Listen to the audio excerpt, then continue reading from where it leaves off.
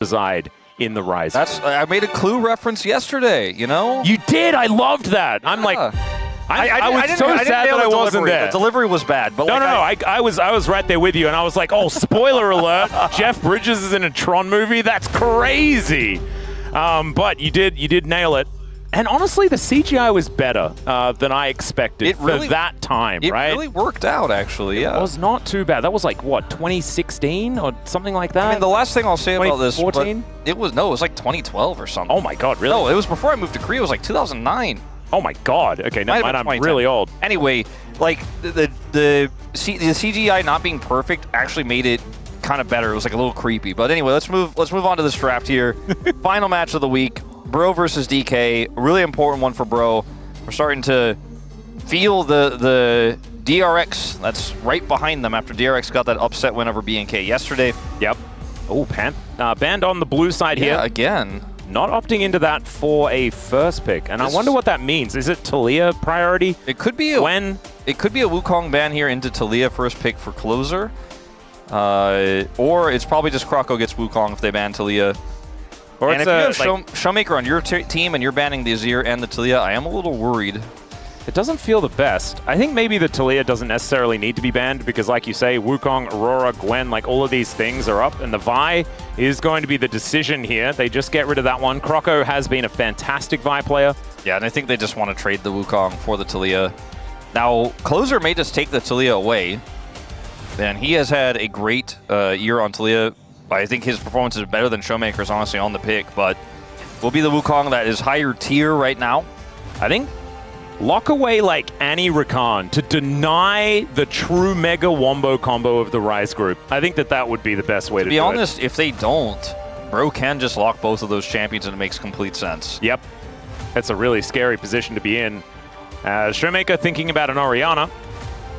Orianna into Wukong, interesting. Ori Nocturne, straight out of the gate. Oh, Trundle going to be the consideration instead, so that will be locked in. Remember last time they were able to flash the ball in with Lucid Trundle? It's not really a strong combo, Orianna Trundle, in terms of ball carrying until Lucid flashes into all of BNK and they all get shockwaved. It did work very well. I don't know if Dplus realized that that situation is not supposed to happen, and this is not necessarily a strong ball carrier comp, but it worked for them last time, Atlas. It certainly did.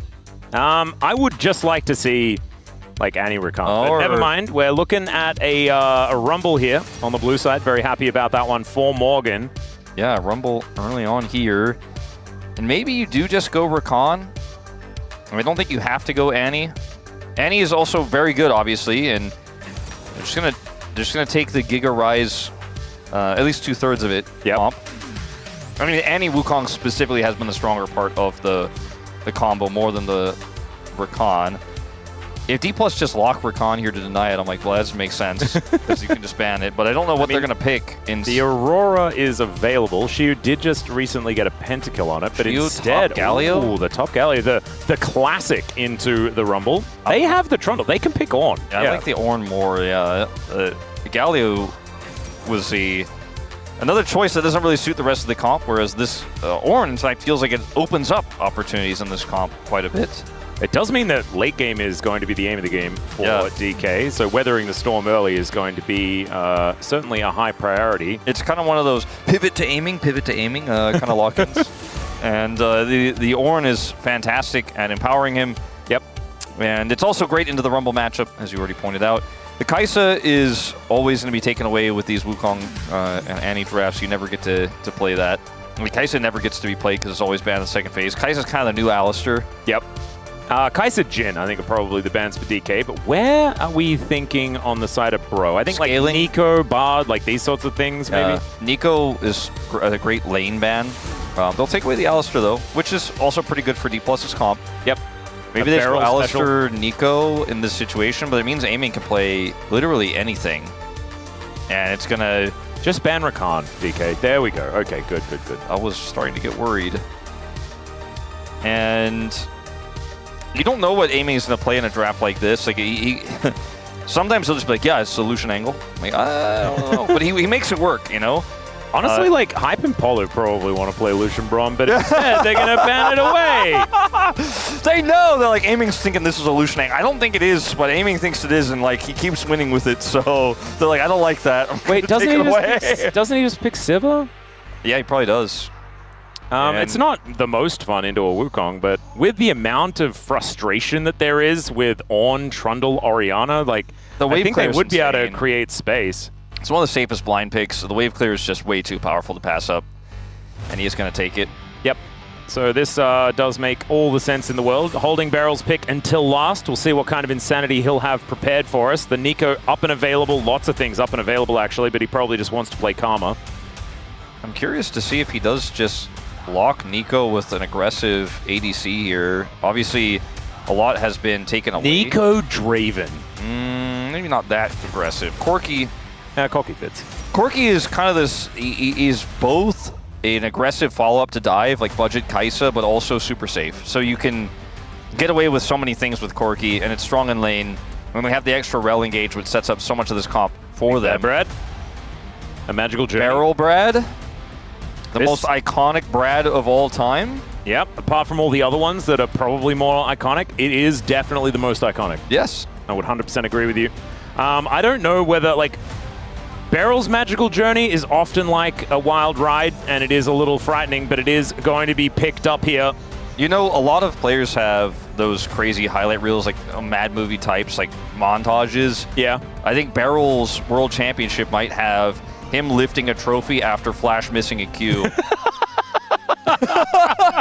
It does have like, that. Damn, he did that, man. Like, that's really impressive. And like, for Barrel, he just looks at his bank account, and he's like, and he looks at his he's like, he calculates how many like 10 pulls that is, and he's like, all those analysts were calling me out, but they don't have World's trophies like I do. Yeah, I was gonna say I got them twice.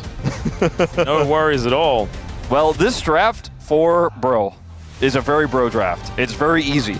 That's why I like it, and I favor it in this microcosm with nameplates on against what Dplus have.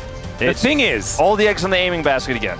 This is Rise Group, though, and oftentimes closing out games is where the problems really lie. And DK, if this game reaches 45 minutes, I do not see many options for the Bros to be able to make stuff happen. And, you know, unless it's Rise Group, baby, and we just never really know what's going on. I do believe that DK have a pretty good Rise comp, but if they just get mown down in the early game, it could look real silly, real fast. I think this is the perfect way to start off this series, though. Yeah. I'm not gonna lie. Let's get into it.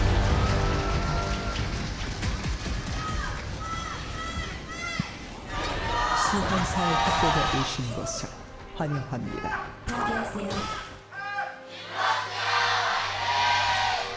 All right, here we go, ladies and gentlemen. Onto the rift for game number 1. Why does Wukong walk? Like, why does he do that with his shoulders? He looked like this skin. See him. Look at him. He's going back and forth. I'm like, there's nobody anywhere near you, Croco. You don't need to like Mad Dog the bush, man. Have you seen? No, but like it's so similar to like the way Jet Li acts when he's like playing the Monkey King in that movie. Yeah, that's true. So like I'm kind of okay with that. But also with this skin, his face especially looks so much like Mega Man. Yeah, that's kind of weird. It's so funny. Like, I thought about that like a few weeks ago. Yeah. I was like, yeah, it's Mega Man. Why is it Mega Man so much? And also Jet Li at the same time. It's kind of crazy. Anyway, wrong colored pet to be Mega Man. He should have the red one. Oh, true. Oh, he can't get everything right. As Beryl has elected to be carrier in this game as well, which is a big shout out. Because Beryl doesn't even use his own skins. So to be using carriers here is pretty cool.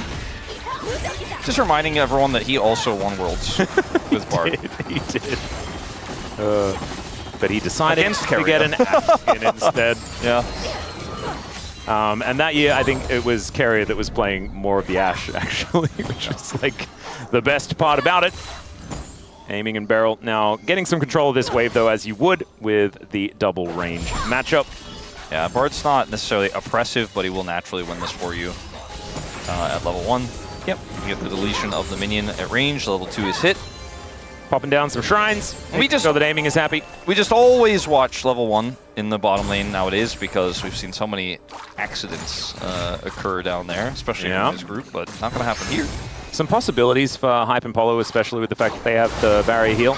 As Closer going in, finds a stun onto Showmaker, but I don't think Showmaker's too worried about it. Yeah, we 6-0. Keep showing this, and the number keeps going up. Yeah, and I am a big fan. Played a fair bit of Cookie Clicker in my time, so number go up, certainly one of my favorite things.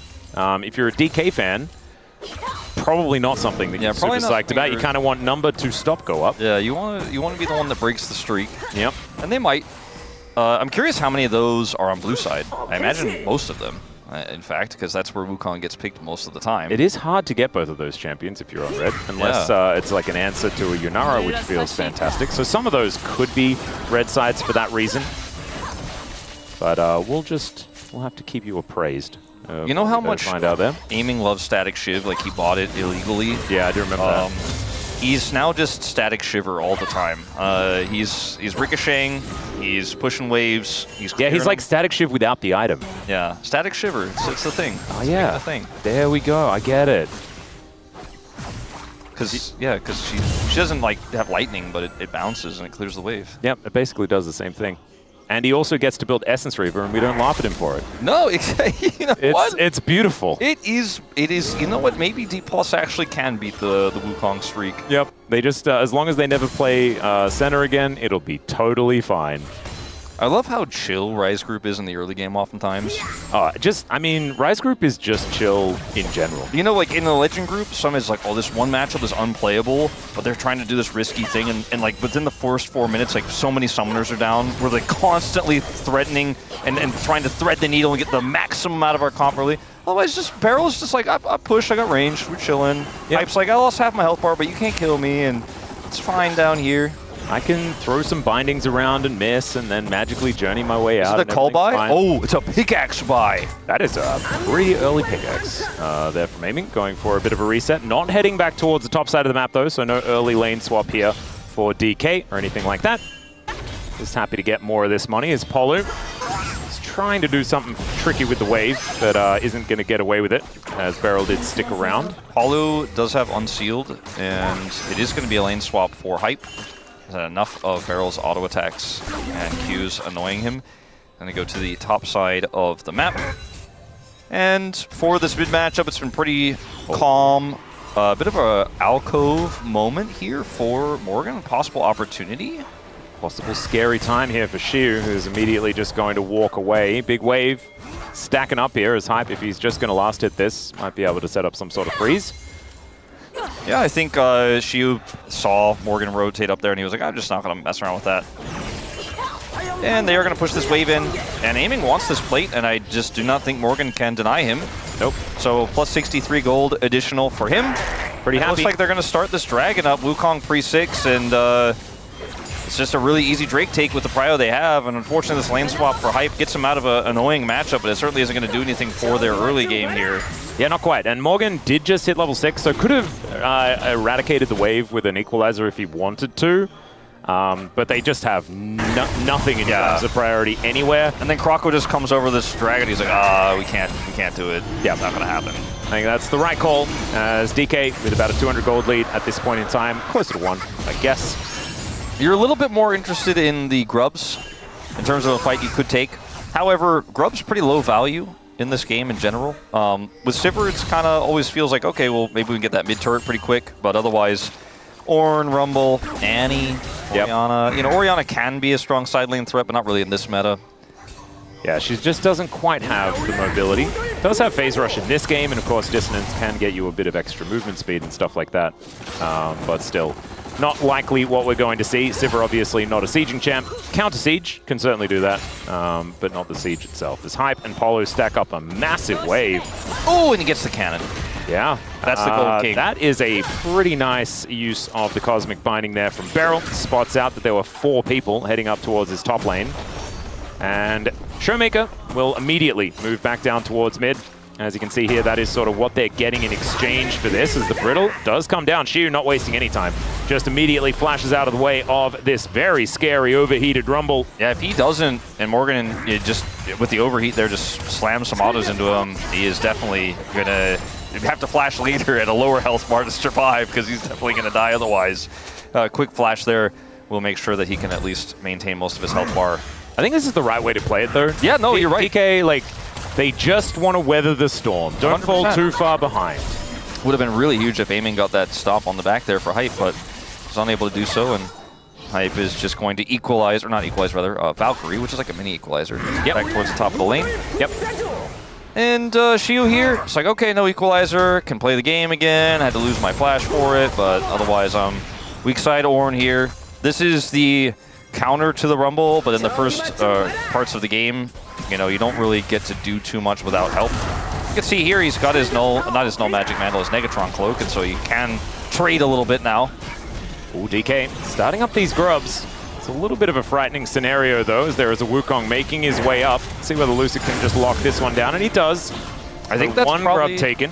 That's probably enough to say that's all we are going to get, and we're very happy with that. Yep. We do not want to fight into a level 6 Wukong. Bellows breath here from Xiu. But Morgan is winning these trades pretty handily. Finds that Flame Spitter once again. Needs to hit a few more of these harpoons, and as I say it, cast a blessing. There have just been so many changes of form. Like, it's crazy, especially in the Rise group. But there's been so many changes of form across the long LCK format, right? Yeah. Like we talked about Zeus earlier. You know, he had a great start, you know, won the first international, and then didn't make MSI and had a rough time at EWC and in the early parts of round 3, but then is now on incredible form. And then you have players like Xiu, who started off amazing. They were like, oh, this guy is clearly Rookie of the Year. We were like saying that in the first month. We were like, this guy is insane. And then he had a big dip. Morgan couldn't play Jace early. We were criticizing his champion pool. He had a really rough start to the year. Now he's looking really clean. Like, he's crushing Xiu in this matchup here so far. He's Rumble, of course, but he's really maximizing what you can get out of it. It's just crazy to see all these top laners in particular that have had really big shifts in form across the year. It's a long format. Sometimes, you know, you start to hit your groove. Sometimes you drop off a little bit. I think Perfect is another example of that, right? Where he sort of had a middle of the year that was starting to look amazing, and then things kind of fell away again. See whether KT can repair that one. Kind of similar story with Rich, who's had a bit of a resurgence recently, too. Yeah, true. And like every top laner, you just never know.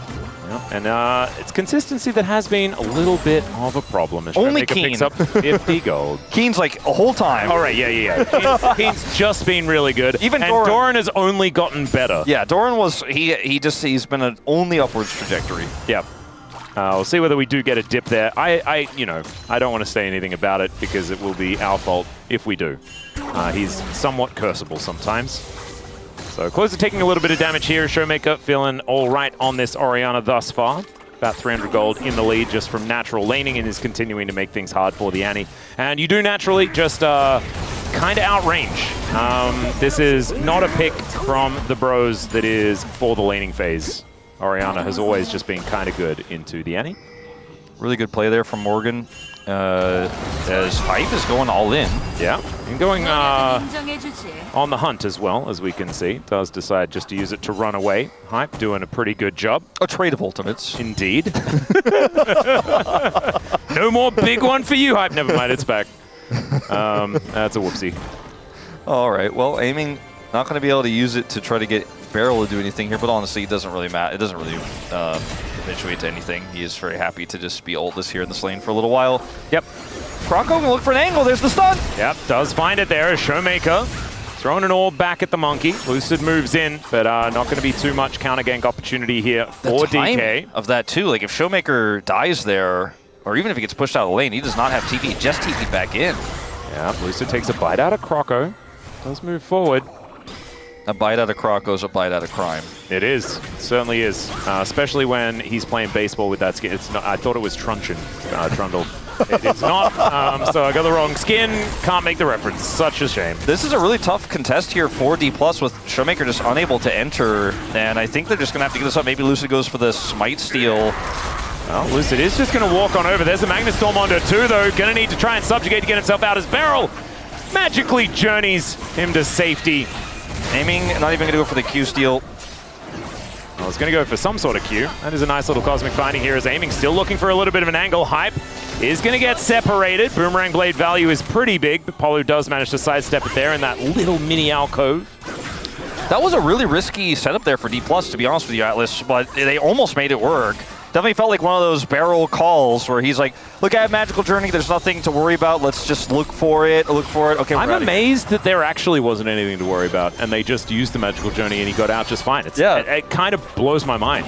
Like, that whole sequence I was watching, I'm like, I don't know, man, there's a Rel there, there's a Wukong, I'm not sure if you really want to be around there. They're like, no, we'll see, and nah, we're out.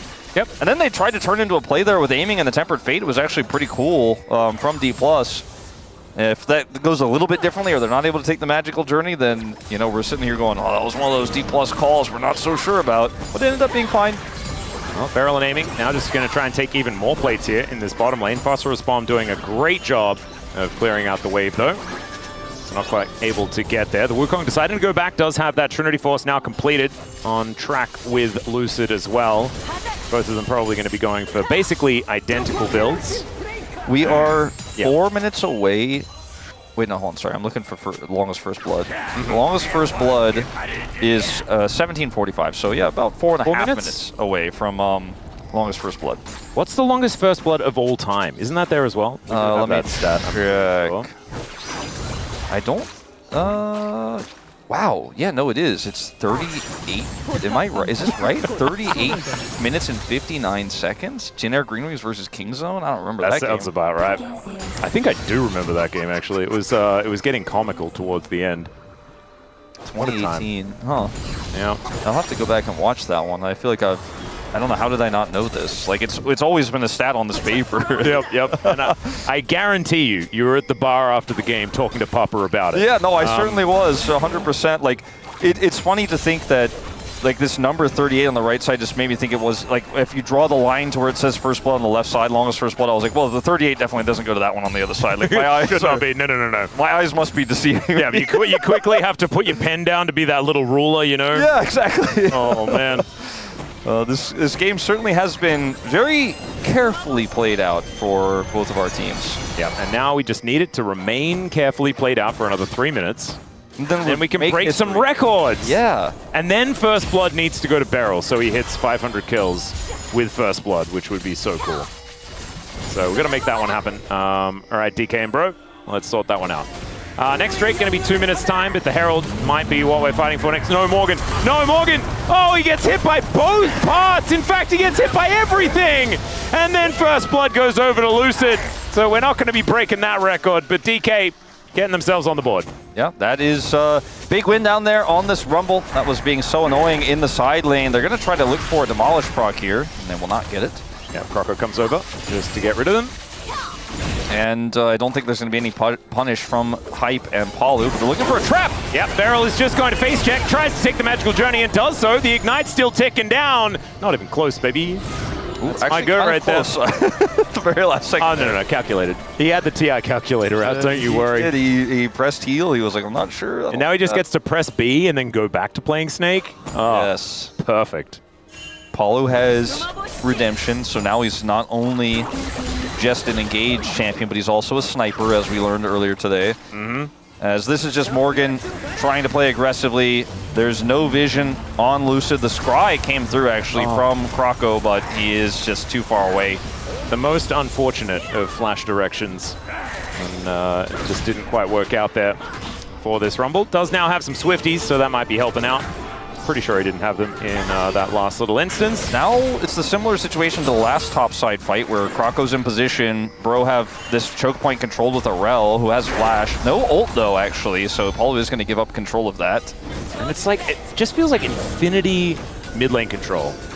If aiming is just eliminating waves over and over again, like he has been all game long. So he hits the AD thresholds to just annihilate these waves. Yeah, they just disappear like a magic trick. I mean, this is what Sivir does, and this is why Sivir is so popular right now. It's not because of what she does in team fights, although that's a big threat later on. It's what she gives you throughout the entirety of the mid and late game, where you just are like, oh, you had Prio on that objective, but I have Sivir, so looks like you're probably going to have to go catch that wave, huh? Yep, we are going to come back down to having a look at this bottom lane, but the Rook Urn is done for Shiu, so I don't know whether Morgan is going to be having the greatest of times. Is still ahead by a lot of farm.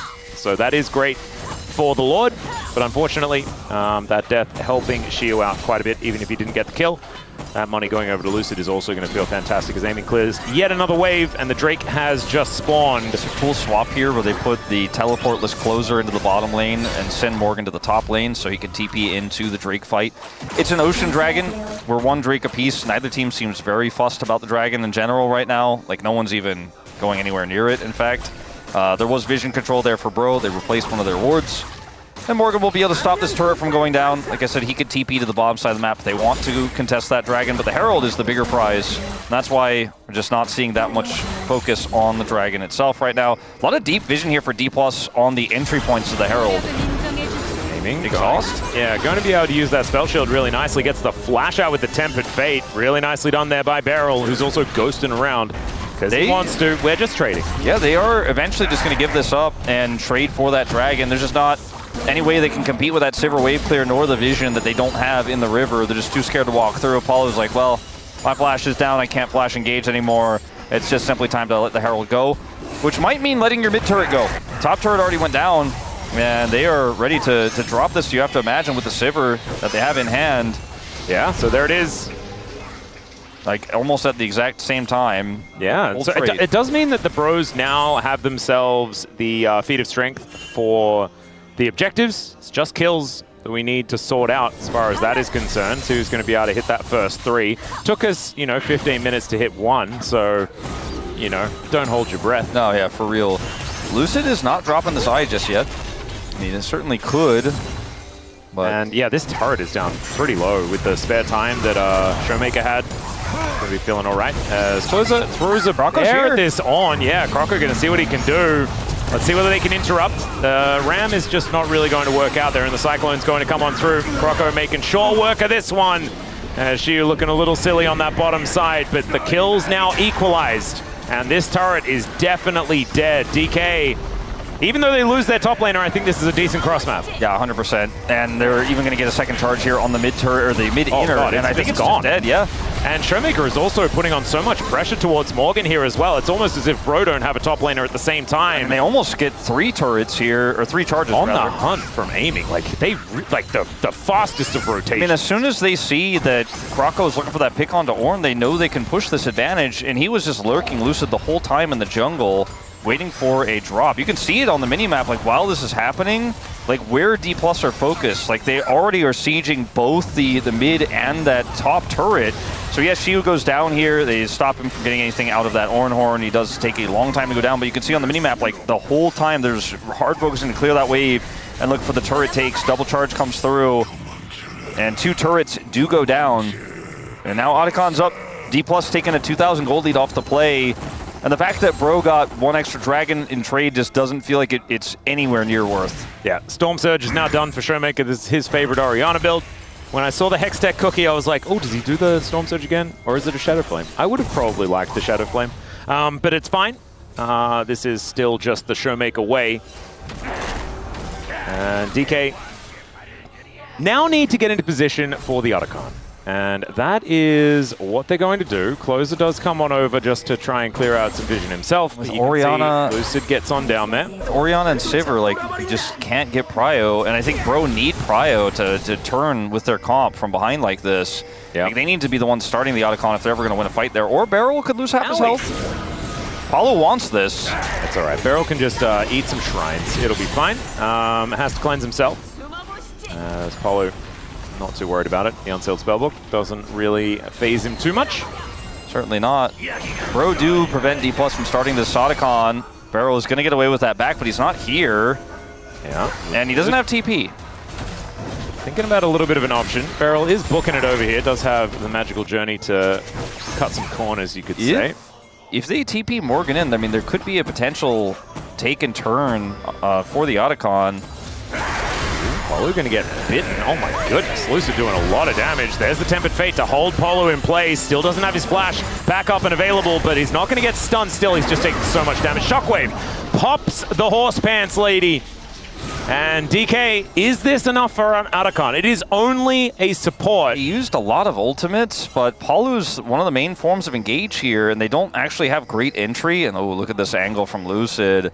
They're just threatening the idea of an Otacon, and that enough is enough to get Croco interested. He's exhausted. Yep, everything's exhausted about Croco as the pillar does go down. Lucid turns up, the closer is there for a fair bit of damage back. Subjugate helping keep Lucid healthy, but the flash out from Croco going to be enough there.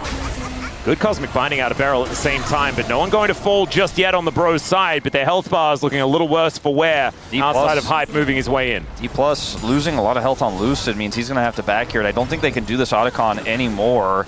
1.6k is Showmaker's gold lead. Yeah, he is. This Orianna is kind of a big deal. He has been spending a lot of time free farming, got that kill onto Palu earlier with a Shockwave. This dude sacks a Dark Seal. It's one of those Showmaker games potentially incoming here. If he's able to get a few more, might see a bigger book to come through. As this is just really sloppy from Bro. Like, you're walking into Dplus here. They have so many engage tools to shut you down here as well by yourself. Like, just don't... I mean, it's Bard, excuse me, that you're walking into. And he's got his Q, he's got his ult. Just don't go up like that. There was no follow-up anyways. Probably just making a bit of a blunder, and that will mean Dplus pick up that extra gold for Showmaker, as well as temporary control of the Otacon. Some shenanigans did ensue after that, but they've got that control back now. Yep, and now they also get control of the Dragon, right? Because it's right next door. Exactly. And we are just now going to be playing some K-Ram into River Ram. That's what we're looking at. Everything that both of these teams are thinking about are going to be towards this bottom side until that Baron spawns in a minute and a half. But I don't know whether that's what we're going to be milling about around. Angle for Shiu is really good here, actually. They could just collapse onto Croco if they want to. Look at the vision, man. Yeah, there's just nothing that Bro could do. And if Bro just sit back here and let Dplus continue to have control, it's just not a win for them because there's way more wave clear here for the side of Dplus. They're trying to engage on an Ornn. I don't think so. Not going to commit further, but they need to be able to have an avenue in, right? And getting through this little brush might be their way of doing so, as Lucid just going to break the blast cone. Hype is 5 million miles away from anything. I don't know if Bro should engage without him. They need a little bit more time. They're just going to bypass the Otacon. That's going to be their way into this one. As you can see, this brush full of vision now, as DK holding on. Shiu pulls out the Ram. Let's see where it goes. Gets a nice double knock-up to deny Palu the re-engage. They're looking to try and burst this, but look at Otacon. It's getting so angry. The redemption value's massive, but they cannot answer this objective. And the Cosmic Binding catches Croco. Oh, man. And now Lucid just able to walk in and chomp down Palu. He's separated from the rest of the flock. And down he will go. Beats of Warfare coming as well, but Lucid's overstepped the explosion of damage as the equalizer comes down. And that is going to equalize the kills in the fight, as well as Beryl trying to keep Croco interested. And he does do that. Shiu now trying to run away, and Showmaker just chases down the monkey. Aiming is fighting Otacon. This game's so weird. It is so weird, but the pros come out on top, and they are going to pick up the Otacon as well. Atlas, at the beginning of your play-by-play, when Dplus was winning, I was already thinking about how I was going to pick it up. I was going to be like, and for once, Dplus with measured decision-making, careful play, the turn, Barrel's tempered fate, but then, like, they just split like they were feared in 5 directions. Once the initial play happened, like, everything is insanely so. So at the beginning of this, the angle here for Shiu is incredibly powerful. The Otacon does a ton of damage. They get the redemption out. Double Tempered Fate. And then from here, Binding hits on Croco. And it's like, all right, we've got this to slow play it. Watch what happens next. Palu misses his engage here. Is off on the side. And for here, you're like, well, this is a sure bet. Just do Otacon and they can't come in. They don't have any tools. This is an instant turn onto the Trundle, and then Showmaker and Beryl on the left side here just get pushed away by Croco. Aiming cannot do anything. Shiu is back and forth here trying to decide what he wants to do. No one goes to support Showmaker because they can't get to him. They could have just used the Otacon. Was just chasing Aiming away from the fight the whole time as well. Imagine just using the Otacon to make Bro come to you. Yeah. Instead of or just not going anywhere near it, just taking the Drake and grabbing your little pick and then moving away. Could have been another option. Hindsight is obviously 2020, but oh my goodness, it was definitely wacky. That's okay. Closer trying to run away from Showmaker and Beryl here, but the Tempered Fate is not going to find the mark. And the gold difference, it took a dip. Yes, a big dip indeed. Dplus still with the lead here, and I think their comp scales way better than Bro's, especially with the tools they have to keep Sivir safe. And he has IE now. And sometimes it's not the comp, it's how you use it. Yeah, certainly. I've heard that saying before. I mean, also it's Wukong in this meta where he can take half of Showmaker's health bar after taking barrel out. 6-0 in the Rise group. That's right. The anti-Wukong. Exactly. So, again, the ease of execution here for Bro is certainly there. Now we're milling about a Baron instead. We're taking it Northern. Still a decent gold lead here for DK as Showmaker flashes out of the way of Tibbers. And now the re-engage to come through. Sheer finds the double knock-up. Hype is just dead before you can really do anything about it. Morgan's going to show up to try and save the rest of the Bros. But unfortunately, they're now without their AD carry. That is so much of the consistent damage now missing as DK. Are you brave enough to stop? Yes, of course they are. I mean, Hype is just not going to be able to get here. He's down for 30 seconds. Closer, need to see a big Tibbers if Bro's going to be able to stop this. Well, the turn, they're looking for it here as Closer. Shockwave connects onto 2. Equalizer to try and answer as Magnustorm holds them in place. But this time, the Subjugate did manage to come through. Polo, though, is still able to burn down the Trundle. And the Bros, despite losing Hype immediately, still win the fight. I mean, anti-Wukong is good, but this is starting to look a little ridiculous, Dplus. Okay, well, the start of this is amazing, right? Okay, look at this collapse onto Hype. He's got no outs. He's got no exit. He's just completely destroyed. The Subjugate was actually used here as well, so that's why Lucid was so squishy. Yeah. Also, Closer did not have Tibbers. I thought he did in this initial fight, or the beginning of this fight. Doesn't matter, though, because the Equalizer is massive. Paulo's engaged just holds Lucid on the fire, and Showmaker is split between trying to taste down Kroko or finding a setup there on the left side. She was isolated, and Dplus just aren't grouped. It's the same story. Like, I feel like I keep watching this happen to Dplus, which is why I keep fighting against them. Keep having these fights that are just not coordinated. It was a good play from the Bros, but Dplus were not really set up to turn properly on that Baron. When are DK going to be worthy enough to have aiming hit target that is B focused by rest of team? That's what I'm trying to figure out. I know. When will aiming allow that to happen?